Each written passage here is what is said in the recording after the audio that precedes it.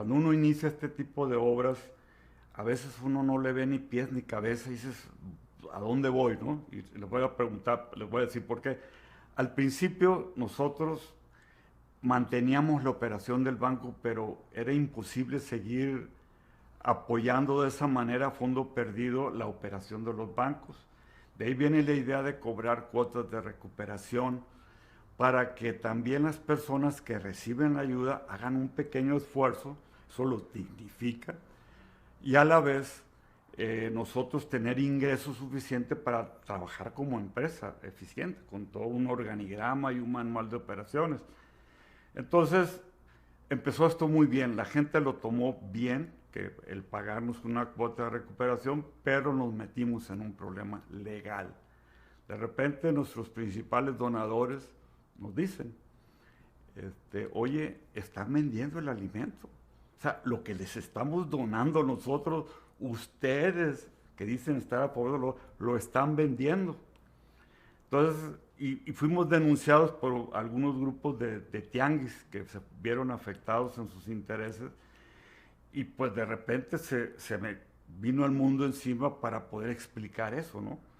Entonces, ya reunidos con los comerciantes de abastos, con las empresas alimenticias, dijimos, esto es muy saludable porque no promovemos el asistencialismo, ¿no?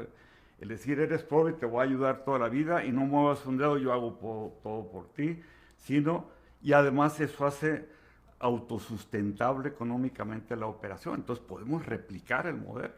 Entonces, hubo que vender la idea de las cuotas de recuperación, pero también tuvimos que ir al Congreso de la Unión para que se contemplara ese marco, ¿no? Cómo poder cobrar por algo que te están donando y que estás entregando a la gente.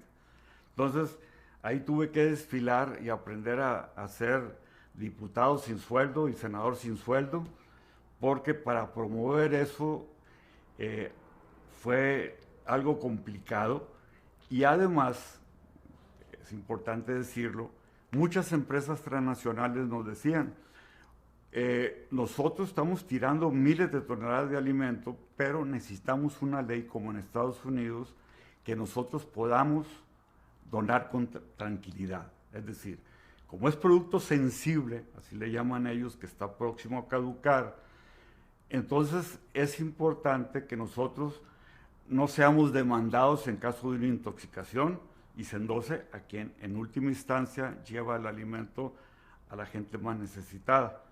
Entonces también tuvimos que ir para que nos pudiera donar, por ejemplo, Nestlé u otras grandes empresas que seguían, cuando me tocaba ver la cantidad de alimento que se tiraba por parte de estas empresas, y digo, nomás que aprueben una ley en México que nos quite la responsabilidad. Bueno, pues ahí también fue una lucha de año y medio a 2 años para lograr algo tan obvio, pero era increíble, pero a veces nos decían algunos diputados, es que ustedes le están dando las obras a la gente, el derecho constitucional a la alimentación es lo que debemos de promover, que todo el mundo tenga derecho y que el gobierno pague. Pues, ¿cuándo le va a alcanzar al gobierno? Lo que hay que hacer es aprovechar el alimento que se tira. Entonces, parece muy sencillo comentar estas leyes que ya existen, pero al principio fue remar contra corriente.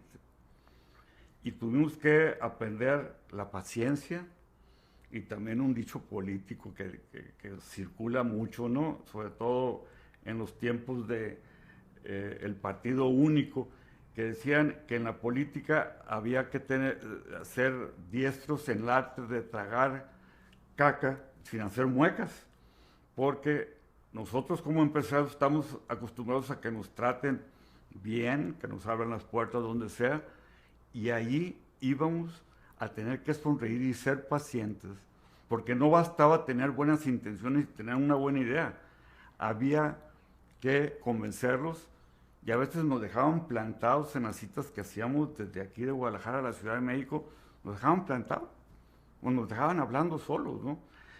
Y poco a poco fuimos logrando cosas, ¿no? Y esto se consolidó mucho en la administración de Fox. en la que logramos además una ley muy interesante, que para todas las empresas es obligatorio ofrecer en donación lo que no pueden vender. Si no lo hacen, entonces no pueden deducir lo que les costó. Pero en cambio, si lo donan a los bancos de alimentos, entonces deducen un 5% adicional. Es decir, hay un premio por donar y un castigo por no donar.